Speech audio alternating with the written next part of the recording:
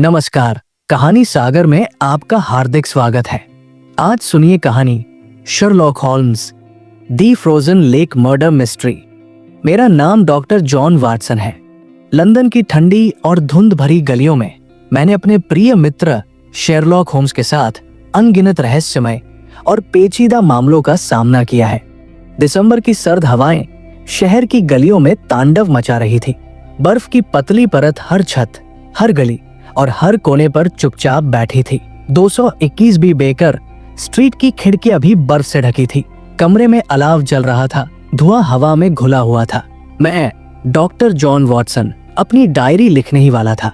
Sherlock Holmes अपनी कुर्सी पर अधलेटा छत को घूरते हुए किसी अदृश्य सूत्र को पकड़ने की कोशिश कर रहा था। तभी दरवाजे पर दस्तक हुई। मैंने हैरानी से कहा, इस बर्फीले तूफान में कौन हो सकता है? शेरलॉक बोला, अगर कोई इस मौसम में आया है तो यकीनन जरूरतमंद होगा। वाटसन। मिसेज हडसन ने दरवाजा खोला। एक लंबा आदमी अंदर आया, सिर से पांव तक ऊनी कपड़ों में लिपटा हुआ। उसका चेहरा घबराया हुआ था और सांसें तेज चल रही थी। कांपती आवाज में उसने पूछा, क्या आप शेरलॉक होम्स हैं? शेरलॉक ने जवाब दिया, जी मैं ही हूँ, और ये है मेरे साथी डॉक्टर वाटसन। आइए बैठिए और बताइए, क्या परेशानी है? उसने खुद को परिचय देते हुए कहा, मेरा नाम एडवर्ड हैमिल्टन है। मैं सरे के पास एक ब्लैकवुड नामक गांव में रहता हूँ। शेरलॉक ने पूछा, और आप इतनी सर्दी में लंदन क्यों आए हैं? वो आदमी बोला, मिस्टर होम्स, ब्लैकवुड झील में एक लाश मिली है।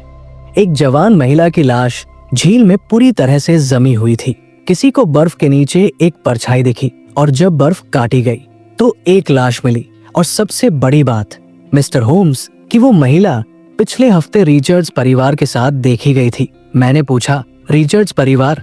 वो तो बहुत ही प्रसिद्ध और रईस परिवार है। हाँ, आपने सही कहा, एडवर्ड बोला, और यही सबसे बड़ी मुश्किल है मिस्टर होम्स। गांव के पुलिस अधिकारी उन तक हाथ नहीं डालना चाहते, लेकिन मुझे लगता है मिस्टर होम्स कि ये कोई आम दुर्घटना नहीं है। उस झील में मिली लड़की की मौत के पीछे जरूर रिचर्ड्स परिवार का हाथ है। Mister Holmes. शेरलॉक उठ खड़ा हुआ और बोला, वाटसन, मेरे प्यारे दोस्त, लगता है कि छुट्टियों का कार्यक्रम अब स्थगित करना पड़ेगा। हमारे सामने एक ताजा और बर्फीला मामला है। एक मृत महिला, जमी हुई झील और एक अमीर परिवार जिन पर शक की सुई घूम रही है। चलो ब्लैकवुड चलते हैं। उसके बाद शेरलॉक और मैं एडवर्ड के साथ स्टेशन के लिए निकल गए। रात की आखिरी ट्रेन ब्लैकवुड जाती थी। हमने टिकट लिया और ट्रेन में चढ़ गए। सर्द सुबह का सूरज अभी निकला ही था जब हम ब्लैकवुड गांव के स्टेशन पर उतरे। हवा में बर्फ के महीन टुकड़े तैर रहे थे और जमीन पर जमी बर्फ चुभती हुई ठंड का एहसास करा रही थी। स्टेशन छोटा सा था लेकिन साफ और व्यवस्थित था। एडवर्ड हैमिल्टन हमारे साथ ही ट्रेन से आया था और हमें लेकर एक घोड़ा गाड़ी में बैठा। उसके बाद हम उस गांव की ओर बढ़ गए। एडवर्ड हैमिल्टन बोला, ब्लैकवुड छोटा सा गांव है मिस्टर होम्स, लेकिन हाल ही में रिचर्ड्स परिवार ने यहाँ एक आलीशान हवेली बनाई है, झील के ठीक पास में। शेरलॉक ने पूछा, रिचर्ड्स परिवार के सदस्य कौन कौन हैं? एडवर्ड हैमिल्टन बोला, मुख्य रूप से 4 लोग हैं। सर चार्ल्स रिचर्ड्स, उनकी पत्नी लेडी मार्गेट, उनका बेटा ह्यूगो और बेटी क्लेयर। सभी उच्च वर्ग के हैं, लेकिन गांव वालों से दूर दूर ही रहते हैं मिस्टर होम्स। मैंने देखा, रास्ते भर दोनों ओर बर्फ के सफेद मैदान थे। बीच बीच में सूखे पेड़ों की कतारें और कुछ जगहों पर झील की झलक मिल रही थी। जब हम गांव में दाखिल हुए तो वहां चुप्पी छाई हुई थी, एकदम खामोशी। हमारे ठहरने के लिए गांव के एक छोटे से सराय में इंतजाम किया गया था जिसका नाम था द व्हाइट टाइगर। वहां पहुंचकर हमने सामान रखा और थोड़ी देर बाद ब्लैकवुड पुलिस स्टेशन के इंस्पेक्टर से मिलने के लिए निकल पड़े। पुलिस थाना झील से ज्यादा दूर नहीं था। वहां के प्रमुख अधिकारी इंस्पेक्टर हेनरी हिल हमसे मिले। उनकी उम्र यही कोई 55 के करीब रही होगी। भारी शरीर, घनी मूंछें और सर्दी में भी माथे पर पसीना। उन्होंने हमारी ओर देखते हुए शेरलॉक से कहा, तो आप ही है शेरलॉक होम्स? शेरलॉक बोला, जी हाँ, और ये है डॉक्टर वाटसन। हम झील में मिली लाश की जांच के सिलसिले में आए हैं। इंस्पेक्टर हिल बोला, हाँ, मुझे अंदाजा था कि मिस्टर हैमिल्टन कोई ना कोई बड़ा नाम लेकर जरूर आएंगे। इंस्पेक्टर हिल ने हल्के तंज के साथ कहा, खैर, लाश अब गांव के मुर्दा घर में है। अगर आप देखना चाहते हैं तो मैं आपको लिए चलता हूँ।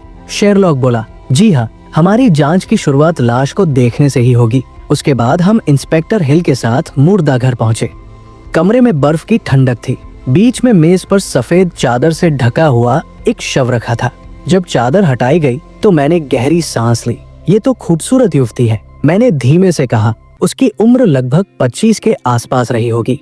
चेहरे पर नीला रंग और होठों पर ठंडी मौत की चुप्पी थी। शेरलॉक ने इंस्पेक्टर से पूछा, अब तक पता चला कि ये कौन है? इंस्पेक्टर हिल? इंस्पेक्टर हिल बोला, अब तक तो कोई सामने नहीं आया, पर गांव वालों ने बताया कि पिछले सप्ताह इसे रिचर्ड्स की बेटी क्लेयर के साथ देखा गया था। वही झील के पास। शेरलॉक शव के पास गया और धीरे धीरे निरीक्षण करने लगा। उसने शव के गले के पास कुछ समय तक बड़े ही ध्यान से देखा। फिर हाथों की उंगलियों को गौर से देखते हुए होम्स ने धीरे से कहा, यकीनन ये कोई दुर्घटना नहीं, हत्या ही है। क्या? इंस्पेक्टर हिल चौंका। शेरलॉक बोला, जी हाँ, आपने सही सुना। इसके गले पर दबाव के हल्के निशान हैं। ऐसा लगता है जैसे किसी ने गला घोंटने की कोशिश की हो और फिर इसे झील में फेंक दिया गया हो ताकि इसे दुर्घटना दिखाया जा सके। इंस्पेक्टर हिल कुछ पल चुप रहा, फिर बोला, रिचर्ड्स परिवार तक जाना आसान नहीं होगा। वो लोग गांव की राजनीति से बहुत ऊपर है। शेरलॉक बोला, वही तो सबसे दिलचस्प बात है इंस्पेक्टर साहब। होम्स की आंखों में चमक थी। वो आगे बोला, अब हमें रिचर्ड्स हाउस जाना होगा। रिचर्ड्स परिवार से मिलने झील के किनारे एक भव्य हवेली बसी हुई थी। उसी का नाम था रिचर्ड्स हाउस। ऊंची दीवारें, काले लोहे का बड़ा सा गेट और भीतर तक जाती संकरी सड़क। जैसे ही हम गाड़ी से उतरे, हवेली की पुरानी दीवारों से टकराकर बर्फीली हवा ने हमें ठिठुरने पर मजबूर कर दिया। उस हवेली को ऊपर से लेकर नीचे तक देखते हुए मैंने कहा, एक अमीर परिवार के लिए ये काफी वीरान सी जगह नहीं है। शेरलॉक ने जवाब दिया, कभी कभी वीरानी ही वो पर्दा होती है वॉटसन, जिसके पीछे गहरे राज छुपे होते हैं। अब हमें इस वीरांगी के पीछे के राज को खंगाल कर बाहर निकालना होगा। गेट पर एक नौकर ने हमें रोका, लेकिन जैसे ही हमने उसे अपना परिचय दिया और बताया कि ये शेरलॉक होम्स है। शेरलॉक होम्स नाम सुनकर उसके चेहरे पर आशंका और जिज्ञासा दोनों के भाव एक साथ दिखने लगे। कुछ देर में वो हमें भीतर लेकर गया। अंदर का दृश्य वैभवपूर्ण था। दीवारों पर पुरानी पेंटिंग्स, चमचमाते झूमर और पुराने जमाने के गाढ़े रंगों वाला फर्नीचर। थोड़ी देर बाद एक वृद्ध पुरुष अंदर आया। उसके सिर के बाल आधे सफेद थे, चाल में कठोरता थी और आंखों में घमंड। पास आकर वो हमसे बोला, आपका स्वागत है। मैं हूँ चार्ल्स रिचर्ड्स।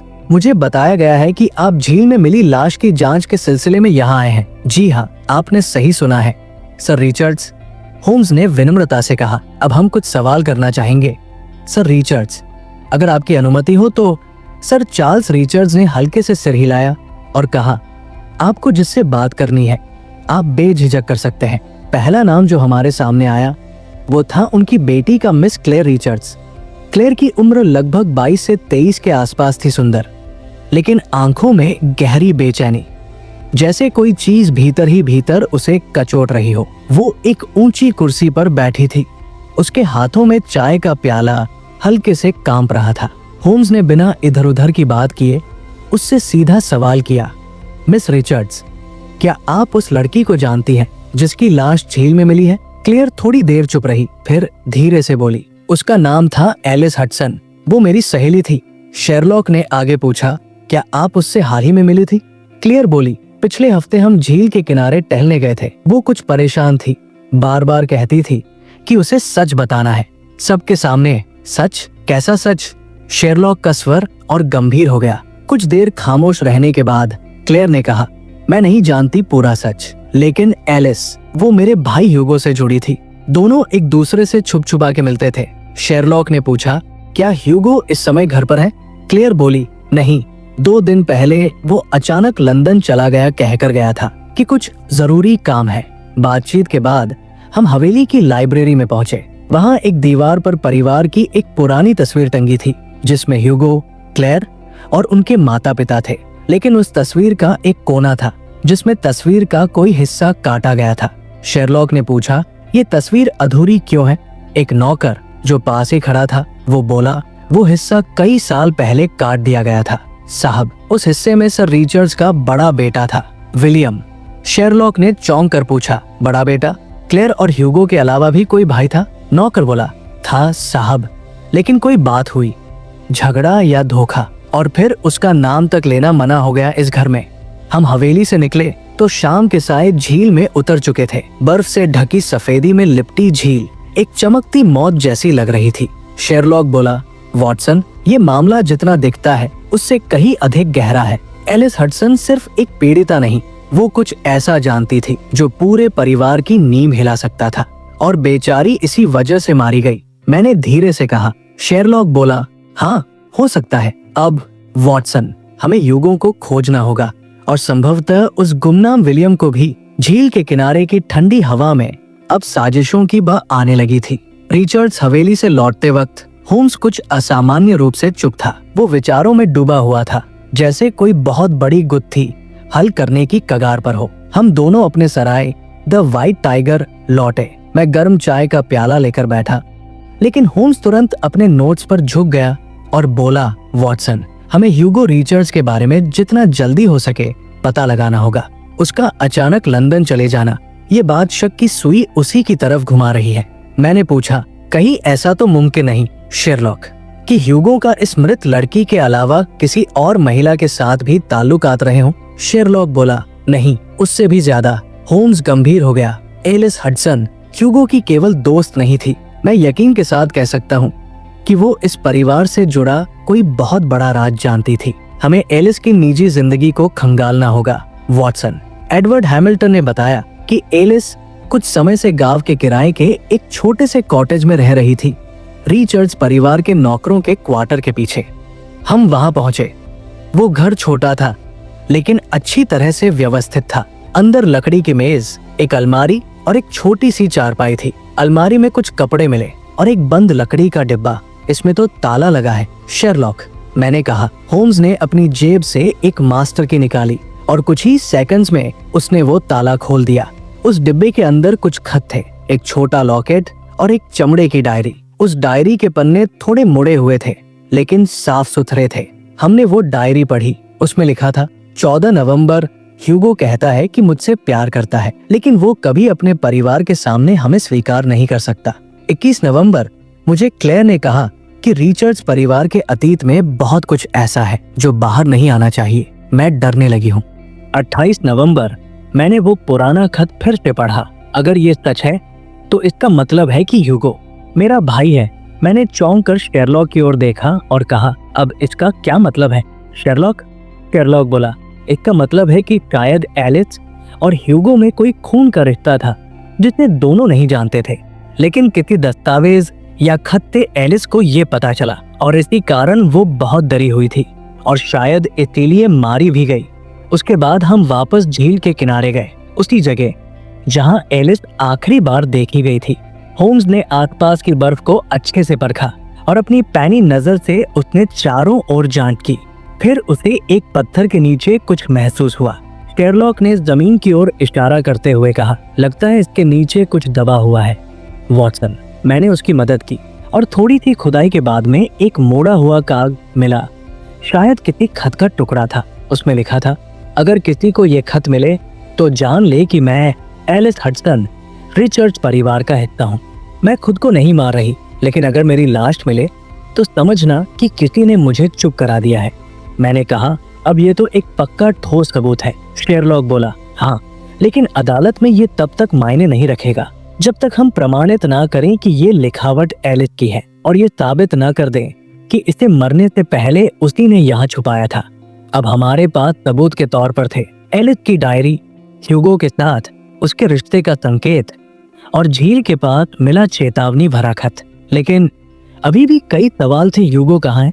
क्या वो सच में दोषी है या कोई और साजिश का सूत्रधार है? होम्स की आंखों में चमक थी।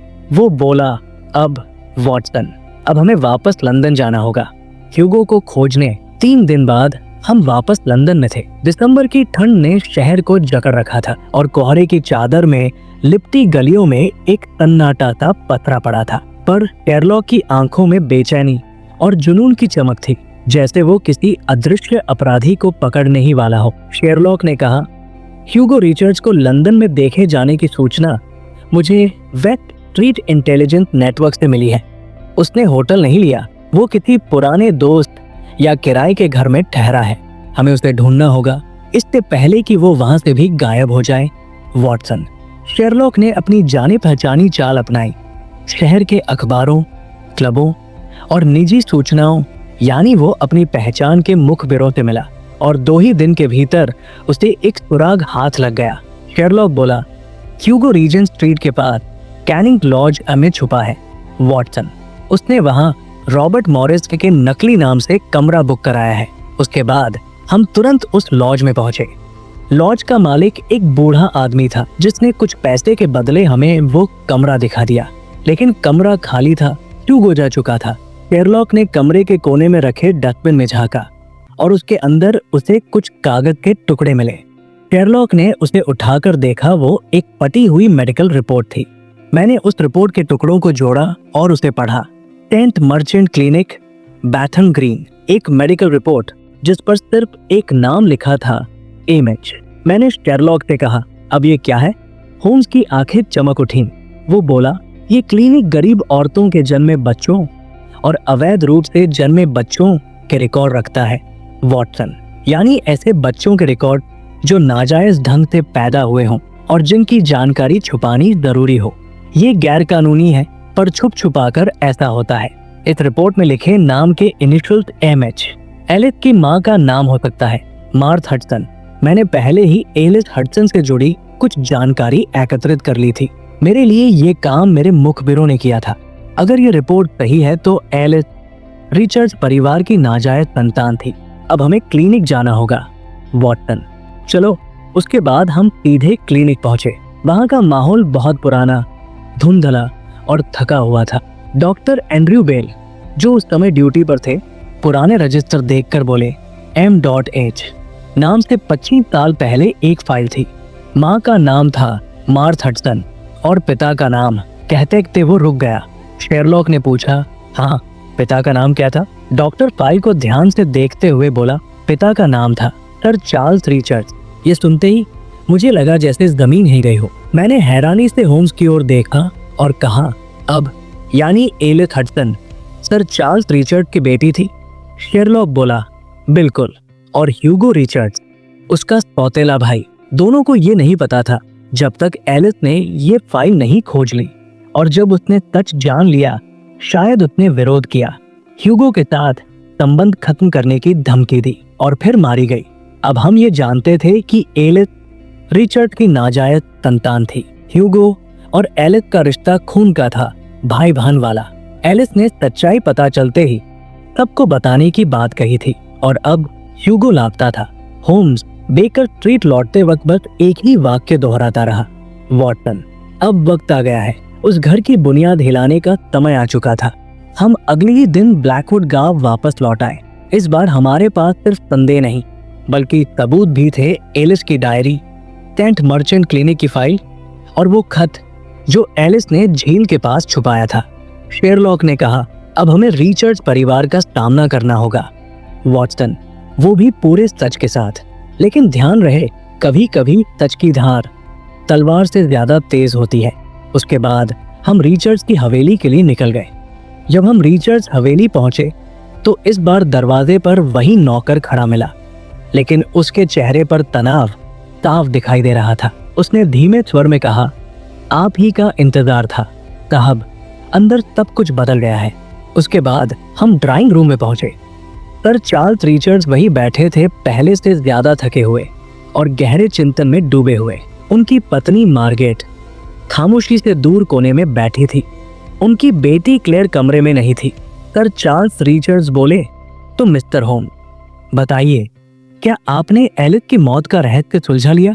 शेरलॉक ने उनकी आंखों में आंखें डालकर कहा, जी सर रिचर्ड, मैंने एलिस की पहचान खोज ली है और वो आपकी ही संतान थी, मार्थ हडसन से जन्मी हुई, जिसे आपने समाज से छुपा कर रखा था। सर चार्ल्स रिचर्ड का चेहरा फीका पड़ गया। शेरलॉक ने आगे कहना जारी रखा, आपके बेटे ह्यूगो और एलिस के बीच रिश्ता था और जब एलिस को सच्चाई का पता चला तो वो डर गई, लेकिन चुप नहीं रही। वो इस हवेली में आए राज को उजागर करना चाहती थी। सर चार्ल्स की पत्नी मार्गरेट की आंखों से अचानक आंसू बहने लगे। वो सर चार्ल्स से बोली, चार्ल्स, तुमने तो कहा था कि मार्थ मर चुकी थी, फिर उससे बच्चा। सर चार्ल्स रिचर्ड्स कांपते स्वर में बोले, मैंने भी ऐसा ही सोचा था। मार्थ ने कभी मुझे बेटी के बारे में बताया ही नहीं। तभी अचानक पीछे से आवाज आई, बिल्कुल झूठ। वो रिचर्ड की बेटी क्लेयर की आवाज थी। क्लेयर रिचर्ड्स भीतर आई। उसकी आंखें लाल थी और चेहरा सख्त। क्लेयर आगे बोली, मैं जानती थी कि एलिस हमारी बहन थी। उसी ने मुझे बताया था, उसने मुझे दिखाया था वो खत, वो डायरी, और मैंने ही ह्यूगो को चेतावनी दी थी कि वो उसे छोड़ दे। तो क्या तुमने एलिस को मारा? मैंने कहा। क्लेयर मुझसे बोली, नहीं डॉक्टर वॉटसन, मैंने उसे नहीं मारा, लेकिन मैंने ह्यूगो को उसी रात झील पर देखा था जब एलिस की मौत हुई।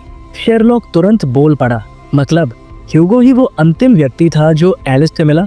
क्लेयर ने कहा, हाँ, लेकिन जब मैं वहां पहुंची तो दोनों बहस कर रहे थे और फिर अचानक ह्यूगो वहां से चला गया और उसके बाद मैं भी उसके पीछे पीछे वापस घर आ गई।